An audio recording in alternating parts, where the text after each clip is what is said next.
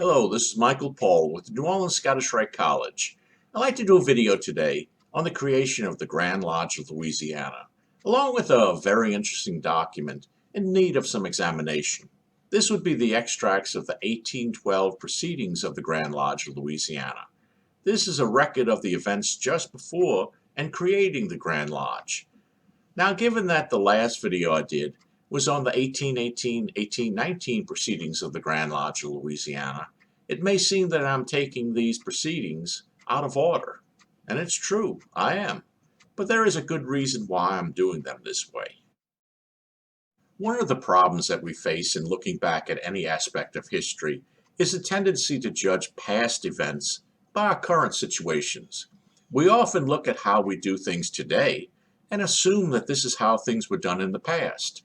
To do this with any aspect of Louisiana Masonic history is a very serious mistake. I'm aware that we so often hear that whatever we are doing in any aspect of Freemasonry is being done because we have always done it that way. I'm also aware of the old passage in Masonry that we are not allowed to make any innovations in Freemasonry. Well, this is the main reason why I wanted to do these two videos out of order. By simply looking at the 1818 proceedings or any other proceedings up until 1850, you can quickly see that many aspects of Louisiana Freemasonry were quite different back then from today. How we addressed and entitled Grand Lodge offices was different. How we wrote and recorded proceedings was different. Both lodges and the Grand Lodge conducted business differently. So very much of how things were done in the early days were very different than today. But now let's look at some specifics of this document concerning these 1812 meetings. First, the lodges being discussed are 5 French-speaking lodges. There was originally 7 lodges invited to a convention to discuss the creation of the Grand Lodge of Louisiana. The additional 2 lodges were English-speaking lodges chartered out of the Grand Lodge of New York. More details of them and why they withdrew from the convention to create the Grand Lodge will be discussed at a later time in another video. For now, let's focus on the 5 lodges that did create the Grand Lodge. This excerpt is only 4 pages long, but we can gather some interesting information from it. This is the first page from the extracts of the 1812 Proceedings of the Grand Lodge of Louisiana. The first entry is for a meeting reportedly held on May 16, 1812. But there appears to be a typo on the meeting date. It states in the first line, in parentheses, sitting of the 16th of May, 1812. But in the first paragraph, it then states that this meeting was on the 15th of May. I don't know which date is correct.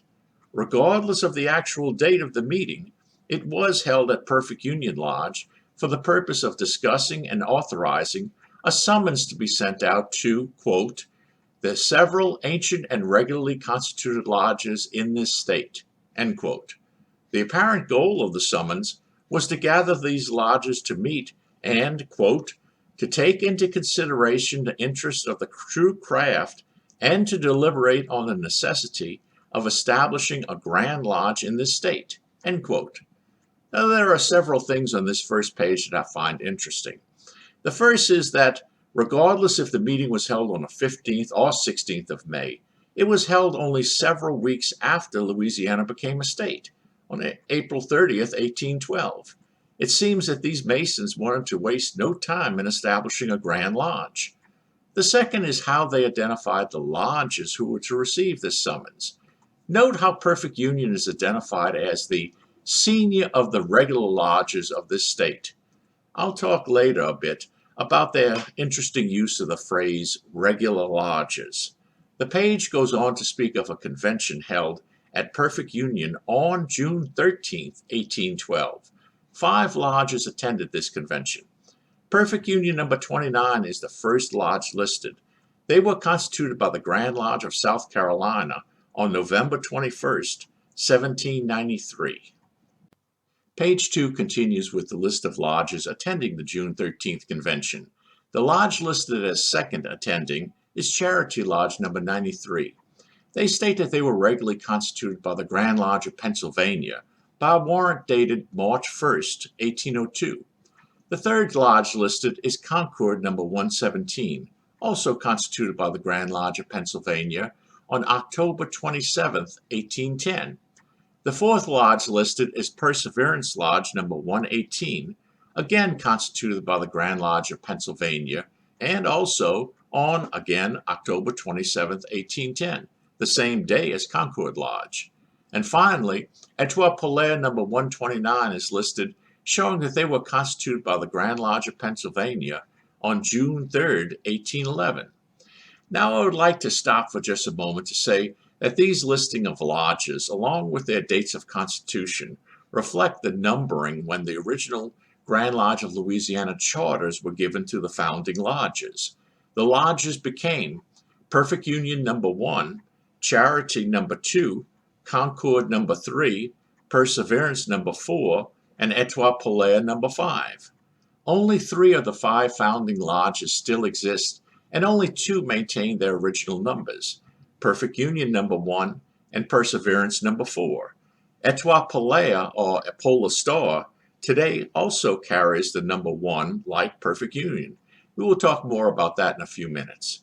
Page 2 continues with an explanation that this convention was called to discuss if it would be advantageous to create a Grand Lodge in Louisiana. They apparently felt that it would be advantageous, and they would agree also to meet again on June 20th to elect Grand Lodge officers. The name that they agreed to give this new Grand Lodge was Grand Lodge of Louisiana, Ancient York Masons. Page 3 reports on the convention held on June 20th, 1812. Most Louisiana Masons recognize that as the date of the creation of the Grand Lodge of Louisiana. The meeting was held in the lodge room of Perfect Union number 29. The report states that the process began with the creating of the Grand Officers. The first 5 Grand Officers elected came from the 5 lodges that formed the Grand Lodge. But the order in which they were selected is interesting. The founding Grand Master was P.F. DeBorg, the sitting Worshipful Master of Perfect Union Lodge number 29.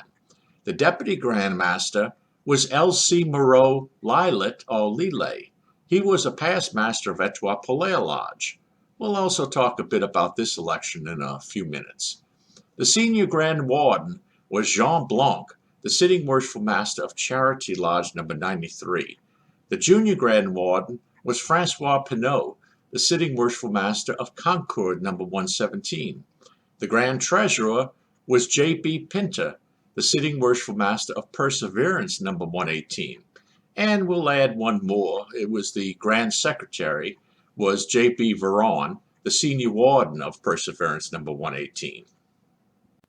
Page 4 begins with the appointment of the Grand Orator, Grand Pursuivant, and Grand Steward. The date of July 11th, 1812, was set for the installation of the Grand Officers and the opening of the Grand Lodge. The final section is for the July 11th sitting of the Grand Lodge. Perfect Union was again the location of this meeting of the Grand Lodge. The Right Worshipful Grand Master installed the Grand Officers, and all the Grand Officers were duly proclaimed, saluted, and congratulated agreeably to ancient form. The document closes with the signature of the Grand Secretary. Now, obviously, this small document does not present a full window into the events surrounding the creation of the Grand Lodge of Louisiana. We know only what was recorded, and some of what was recorded may not be crystal clear. We can only guess at the conversations that were held about the creation of the Grand Lodge of Louisiana by the various Masons. There are no records of conversations held over dinners or lunch meetings or several Masons having coffee at a French Quarter balcony. Logic tells us that these sort of meetings must have happened. But what did they say? Were they friendly meetings, strictly business, or could some of the conversations become heated? We just can't be certain, but there are clues that we can examine. In several places we see mention of regular lodges. Perfect Union was identified as the senior of the regular lodges in Louisiana. Yes, if this new Grand Lodge desired to join the U.S. Masonic community of Grand Lodges, they would need to show that their lodges were regular lodges. But really, Their regularity would already be established by the fact that they all held warrants or charters from well-recognized and regular Grand Lodges. So why did they seem to feel the need to qualify their lodges as the regular ones? It seems that there was a desire to separate themselves from lodges in the state that may not be considered as regular. But which lodges, and why were they not considered regular? There does not seem to be many lodges in the area at that time. The two English-speaking lodges in New Orleans that withdrew from the convention to create the Grand Lodge belonged to a very well-recognized Grand Lodge. They would not be considered as anything but regular. The only other lodge that I know of in the area was La Belle Fosse Lodge. This lodge was created in 1807 by 333rds under the jurisdiction of the Supreme Council at Kingston, Jamaica. It was the first actual Scottish Rite craft lodge created in New Orleans. Could this be the lodge that was considered as irregular? If so, why? The same 33rds who created this lodge in 1807 created a Lodge of Perfection in 1809 and a Grand Consistory in 1811. Most all of the early Grand Lodge offices belonged to this Grand Consistory. Why would they consider one body as regular and another body from the very same source as being irregular? It does not make sense. I believe that in order to make sense of the situation, as well as certain words and phrases that were used, we may need to try and carefully read some of what was written into this report. Let's take Etoile-Polaire Lodge for an example. According to this report, Etoile-Polaire received its charter from the Grand Lodge of Pennsylvania on June 3, 1811. When the Grand Lodge was created, the numbers given to the founding lodges appear to be given out by seniority, Perfect Union being the senior or oldest and given the number 1. The charter numbers 2, 3, and 4 were given to the lodges with the next oldest charter dates of 1802, then 2 of them in 1810. Etoile-Polaire, with its 1811 charter date from Pennsylvania, appears to be the junior of the lodges and given the number 5. But while all of this is true, it's not the whole truth and can be very misleading. Etoile-Polaire was not the junior lodge by its creation date. Etoile-Polaire was organized in 1794. Only Perfect Union had an older creation date. So why was Etoile-Polaire not given the number 2 slot? Why was its charter from the Grand Orient of France ignored? At that time, the Grand Orient was one of the most respected and regular Grand Lodges in the world. And why did Etoile-Polaire move from the Grand Orient to the Grand Lodge of Pennsylvania? And most of all, why was the second oldest lodge made to seem as if it was the junior of the 5 lodges creating the Grand Lodge? Nothing is recorded in this excerpt to explain any of this, but maybe we can read a bit between the lines. Again, we can't judge past actions by today's situations. At the time of the creation of the Grand Lodge of Louisiana, the Grand Orient of France was a very well-recognized and regular Grand Lodge. In fact, recognition from the Grand Orient was highly desired. So why did Etoile-Polaire move from the Grand Orient to the Grand Lodge of Pennsylvania just about a year before the creation of the Grand Lodge?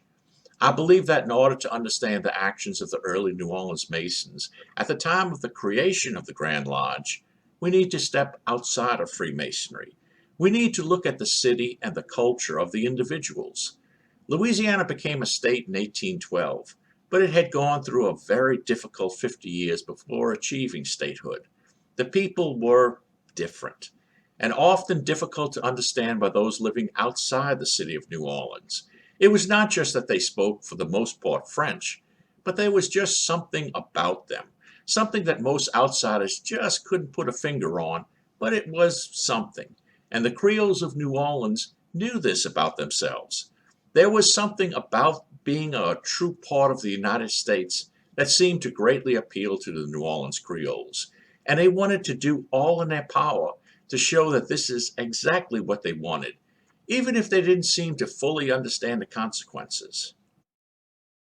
I don't want to get into a complicated history of Louisiana, so we can simply say that the area was discovered in 1682 when La Salle landed on the Mississippi Gulf Coast and claimed all the area for France. New Orleans was founded in 1718 by Bienville. In its early days, New Orleans was not exactly a hotspot for visitors, and there was no line of settlers signing up for this new city. After all, the area was a swamp that was overrun with snakes, alligators, and bugs of every kind. In addition, it was hot, humid, and flooded every year. Any wonder why people were not exactly lining up to relocate? France was in both a good and bad position. They knew they had a very good location, as they could see how a port right at the mouth of the Mississippi River leading into the Gulf of Mexico would be a major moneymaker for them. But how could they develop this port if no one was interested in living in the city? Well, the French government came up with a very interesting and creative solution to the problem. The French government decided to go to the Bastille and make an offer to a good number of the prisoners. They would set them free if they would relocate to New Orleans and agree to live and remain there, and of course, never return to France. Not surprisingly, they quickly found a good number of takers for their offer. But this only solved half the problem. A city filled with only men was not going to last all that long. They needed women as well. So, to solve this problem, they simply went to a number of the brothels around Paris, arrested a good number of the workers, and made them the same offer: Bastille or New Orleans. Again, New Orleans was the winner.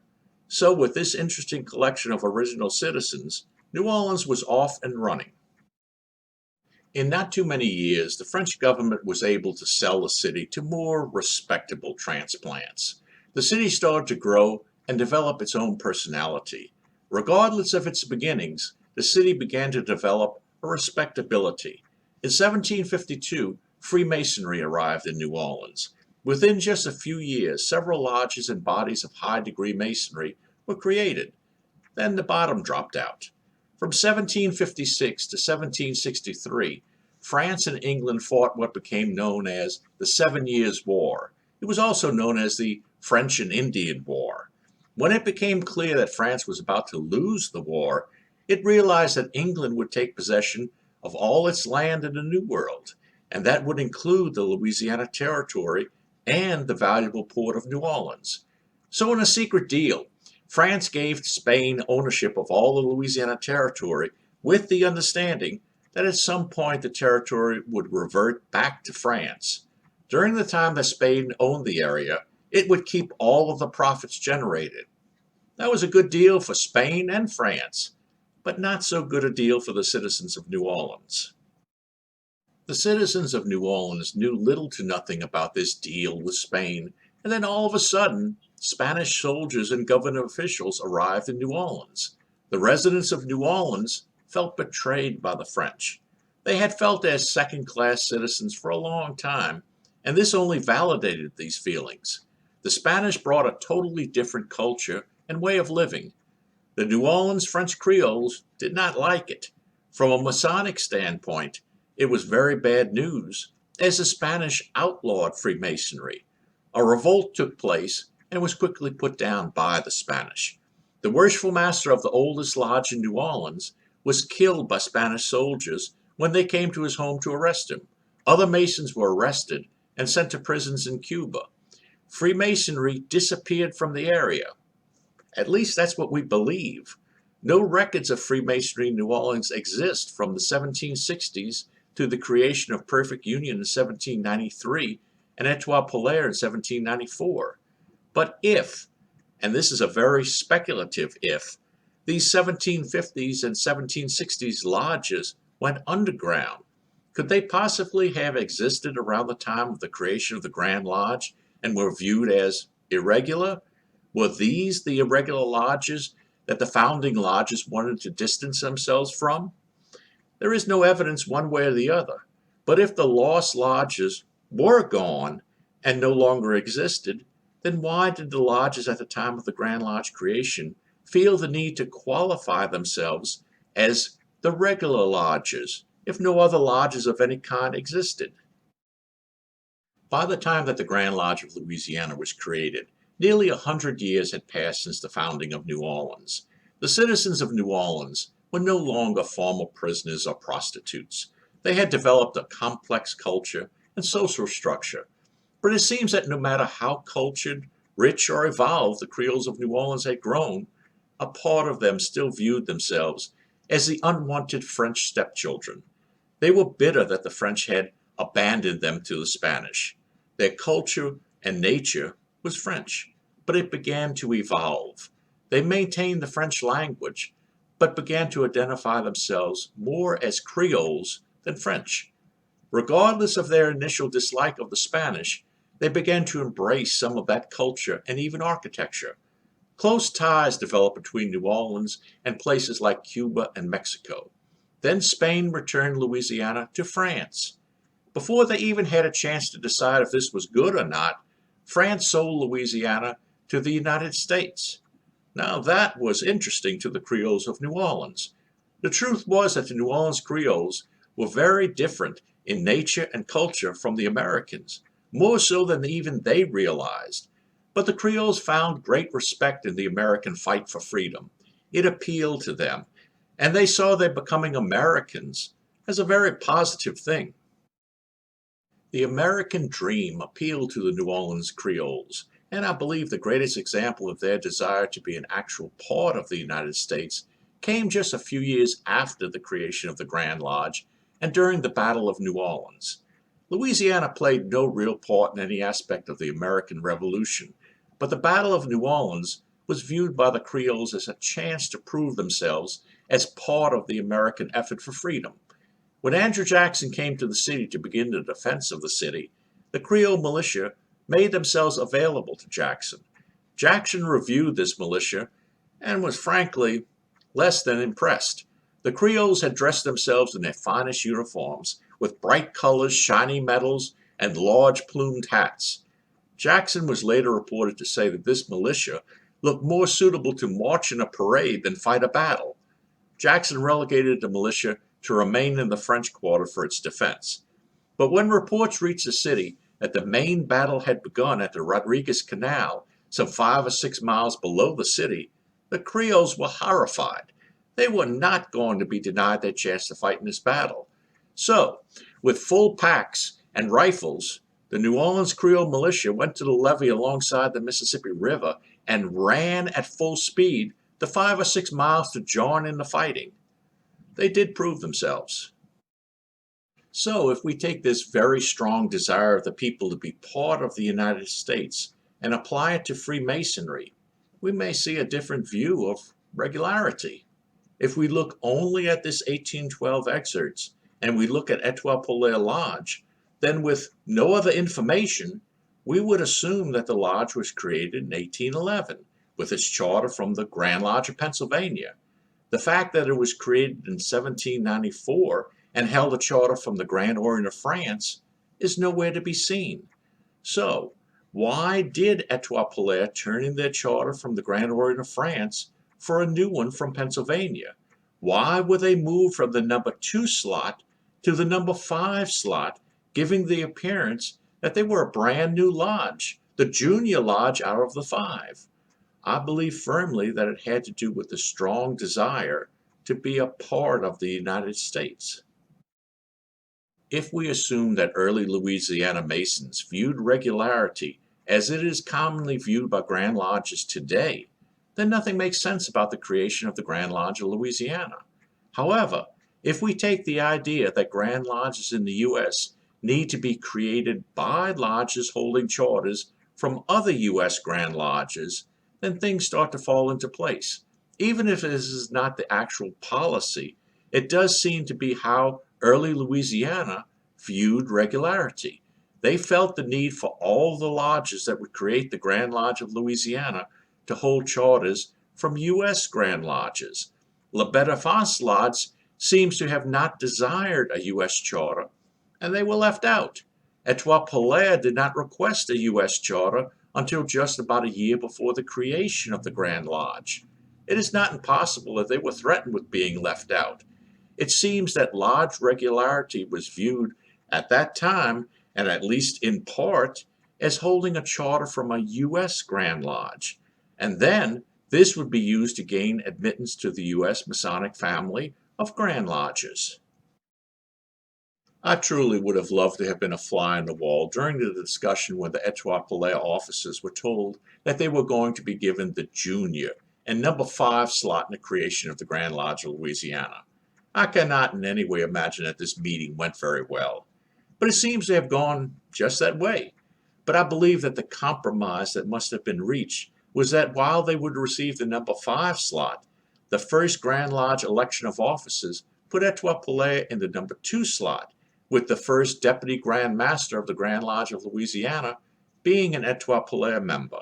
I also believe it played a large part in the 1833 drive to obtain the first Scottish Rite charter, and even when that charter was revoked by the new 1850 Grand Lodge, to keep and demand the number 1 designation, resulting in there being 2 lodges today listed as number 1, Perfect Union number 1, and Etoile number 1. New Orleans Creoles have never taken well to insults, and long remember them. They seem to always find a way to make such insults costly. Of course, this video does not explain all that possibly went on during the creation of the Grand Lodge of Louisiana. Much is yet to be discovered, but it is certain that with every door that is opened, 2 new doors are discovered in need of opening. As long as the desire to learn and discover remains, I know that we will uncover our full past and know exactly who we are. Thank you for watching. If you like the videos, please hit the like button and subscribe to us. See you next time.